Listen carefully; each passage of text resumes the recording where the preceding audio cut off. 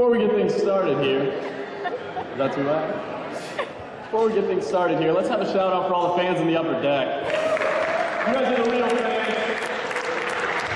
Looks like a White Sox game. Oh. Good to be here. Good evening, everyone. My name is Tom. I'm Art's younger brother and best man. And this is my twin brother and assistant to the best man, Mike.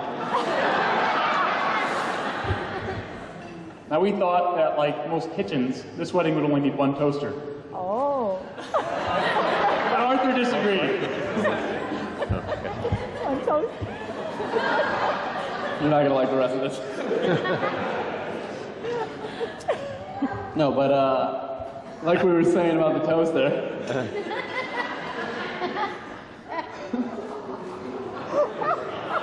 Apparently, it's much easier to choose a bride than it is to pick a best man. At least we know where we rank relative to Peter, though.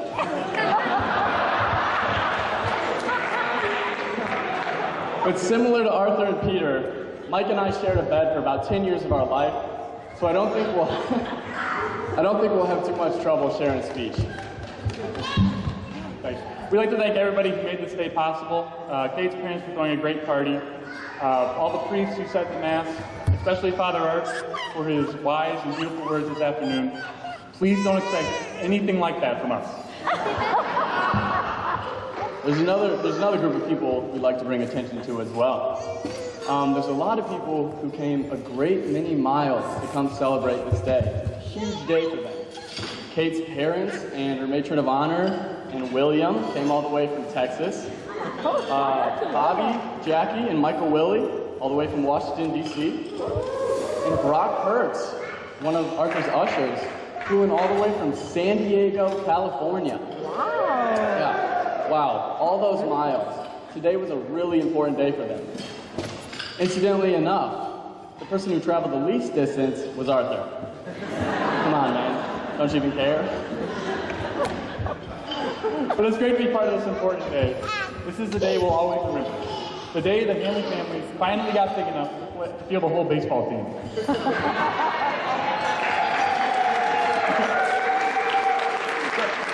Seriously, it's an important day. 30 years from now, when you're at one of your dozen or so children's weddings, you'll think back to this day. Mr. Arthur Hanley. Got a nice ring to it, doesn't it? You're truly a man now, Arthur. You know, since day one, Arthur has set a great example for my brothers and I to follow growing up. He's taught us how to play baseball, how to properly fluff a baby's cheeks, and he showed us where the best place to go to college was. U of I. Sorry, Mike. But hey, he's also taught us the essentials. He's taught us how to actively live out our faith lives by turning to prayer in good times and bad. He taught us to put family first before friends, sports, work, and school. And now we're lucky enough to learn from him how to love and respect the women that we choose to marry. You're truly a man now, Arthur.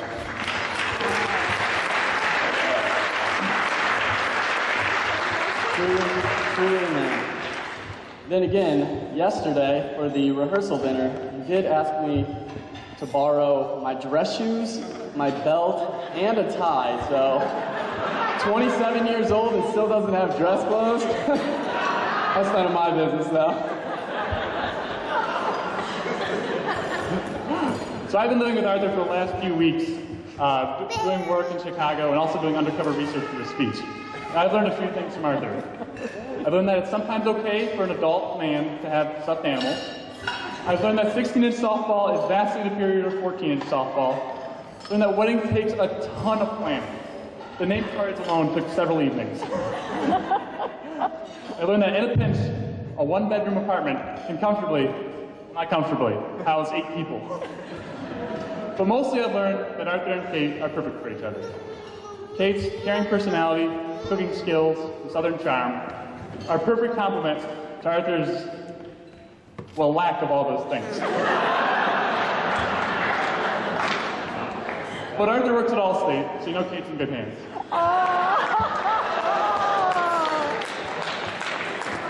But you know, Arthur's in pretty good hands too. The first time I ever met Kate was around Valentine's Day in 2011. And of course, I gave her a Valentine, and it had a picture of Michael Jordan on it. He was wearing a suit, and it said, "You're a slam dunk." The coolest thing was, Kate thought it was even cooler than I thought it was. So right away, I knew she would fit in. Kate's eagerness to help out Mom in the kitchen, the joy that she got from playing with Elizabeth and the little kids, and her willingness to step on the baseball field in the backyard with all the competitive and sometimes argumentative Hanley boys, really drew us closer to Kate and opened our eyes to all the amazing qualities that Arthur had already fallen in love with. Arthur's had everything going for him for his whole life. He's got the Wrigleyville apartment, he's got the job with the Bears when he was on the field for the NFC Championship, athleticism, kind of, and the contagious Hanley smile that we all know. But I've truly never seen Arthur as happy and excited about his life until he started dating Kate Scully. Kate Hanley now. It was Kate Scully when he started dating, so. Last weekend, Arthur had a Wrigley rooftop game with a number of his friends here. These are Arthur's favorite things in the world: Chicago Cubs baseball and all-you-can-eat free delicious food. Arthur was telling me before the game that the only thing that could make this better was if there'd be a rain delay, and it would just extend all evening. And sure enough, when Arthur went into the game, the rain started to fall, and the game was delayed. I sent Arthur a message saying, "Arthur, all your wildest dreams are coming true." He shot back immediately, "Mike, it'll happen the day I marry Kate." Oh. So a toast to Arthur and Kate, the girl of his dreams.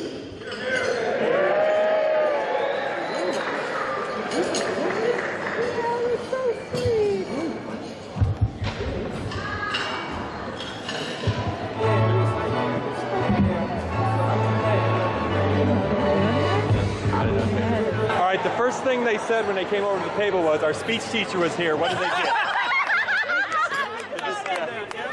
What did they get? And I said, "You taught them well, right?" They got a 1. That's right. They got a 1. 1. All right. 1 plus. Pretty good. That was good. That was Over the 5 minutes. We got one. We got to get it. This is their speech teacher from school. Okay. Get a picture with him. That's their speech teacher from school. Oh, okay. Mr. Wyckoff. Mr. Wyckoff. Mr. Wyckoff, you pose with him? Speech teachers here.